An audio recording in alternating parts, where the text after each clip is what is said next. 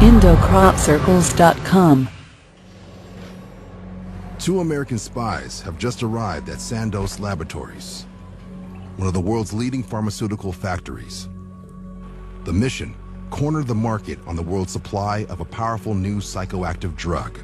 The CIA was scared stiff the KGB was going to get all this LSD and come over and start dosing people. So we bought every drop of LSD in existence at that point. The CIA has just authorized the purchase of 10 kilograms of pure LSD-25, enough to dose more than half the population of the United States. They gave it to George White and let George start dosing people. George Hunter White, a larger-than-life undercover federal narcotics agent. Unbeknownst to his supervisors, White also works for the CIA. His job: to conduct experiments for an operation called Midnight Climax. George had a CIA safe house stocked with booze. George would sit behind this one-way mirror, drinking martinis, sitting on a portable toilet. If he had to take a leak, he didn't want to get up and leave. White pays prostitutes to lure their clients to the agency's safe house. Hookers who would bring these suckers back to the apartment and dose them with pure LSD-25. This is where I have my effect. In the mind. This is lysergic acid diethylamide, better known as acid. The powerful drug was first synthesized in 1938 in Switzerland. With a dose of mere micrograms, the mind becomes confused. Perception is distorted. Personal identity is called into question. The results can be euphoric bliss or deadly panic. White takes meticulous notes and files his reports to his CIA handlers. So that was how LSD was introduced to this country. Operation Midnight Climax is part of a larger top-secret CIA program called MK-Ultra.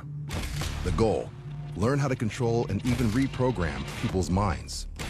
The CIA believes LSD might hold the key. Over the next 10 years, the agency doses a cross-section of the American public. Everyone from unwitting housewives to soldiers to even criminals like gangster Whitey Bulger is tested. You know, what the CIA really dreamed of was sort of like a drug you could give to someone, get them to commit all sorts of unspeakable acts, and they wake up the next day and they don't remember what they've done. They were looking into brainwashing. They were looking into mind control. They were looking into how they could create what they called Manchurian candidates. They were trying to figure out if they could get people to go out and do things that they would ordinarily not do, like assassination. The case of MK-Ultra has to be one of the craziest cases of blowback in CIA history, because here they took this drug, LSD, and thought that they were going to be able to use it to control people's minds, and the unbelievable irony is that LSD is a drug that does exactly the opposite. It frees your mind and causes people to question authority. Turn on, tune in, drop out. The CIA's attempt to control people turned out to be just the opposite. It created the counterculture as we know it of the 60s. It was the CIA that introduced LSD to the United States.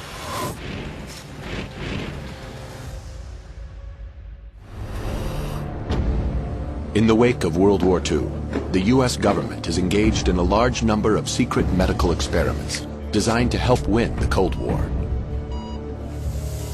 Developing techniques for mind control to create a so-called Manchurian Candidate. What is the extent of these brainwashing experiments? How did the CIA become involved in such far-reaching and disturbing research? In May 1953, scientists at Porton Down are researching one of the most lethal nerve agents known to man, sarin. The experiments are conducted on military volunteers, but the young servicemen have no idea what they are letting themselves in for. And on the board there was a separate notice, typed, which said in so many words, volunteers wanted to help find a cure for the common cold. By volunteering, Ken Earl becomes an unsuspecting guinea pig in the war against the Soviets.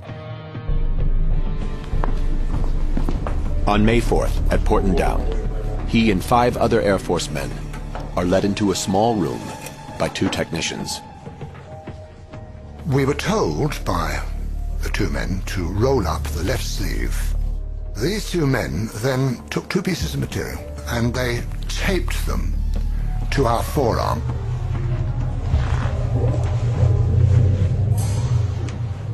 They then gave us each a respirator and that we were not, under any circumstances, to take off the respirator.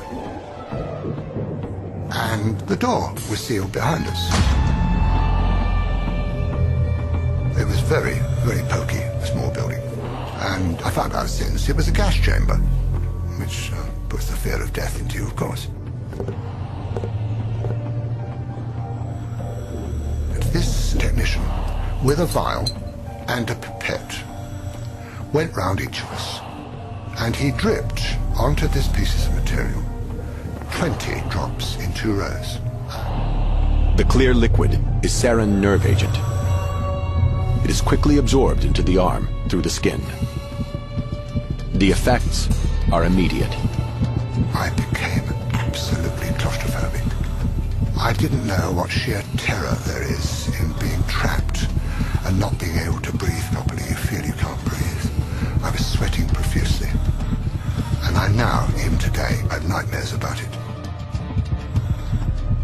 After half an hour, we were released, gasping and spluttering and sweating into the open air. Beautiful sunny May morning. Absolute bliss. What a wonderful thing to be alive. The corresponding paperwork clearly states the purpose of the experiment is to determine the lethal dose of sarin. After the Korean War, disturbing new intelligence reaches Washington. Hundreds of American troops are still being held captive, subjected to brainwashing experiments, and then killed. Mind control research back home intensifies. The new goal is to cause an individual to become subservient to an imposed control, to the point where he will perform acts against his will and then have no memory of the act. The search for a real-life Manchurian Candidate begins. To produce such an assassin, the CIA faces 2 main challenges: how to induce amnesia and how to program in new behavior. In 1957, Dr. Ewan Cameron, an eminent psychiatrist in Montreal, believes he has the answers. Cameron applies his techniques under the guise of normal therapy. There's a 3-part technique which started with an effort to wipe out past patterns of behavior. And this was accomplished through the use of particularly intensive, repeated, high-level electroshocks until no more convulsions could be elicited from a patient. Cameron then plays tape-recorded messages through helmets that are locked to his patients' heads. This psychic driving forces them to listen to repetitive statements for weeks on end to program in new behavior. Now, the final phase was to try to wipe out all recollection of what had happened, and that was accomplished by putting people to sleep for 30, 40 days, accompanied by different kinds of cocktails of drugs. Now, that's not any kind of therapy. That's a brainwashing experiment.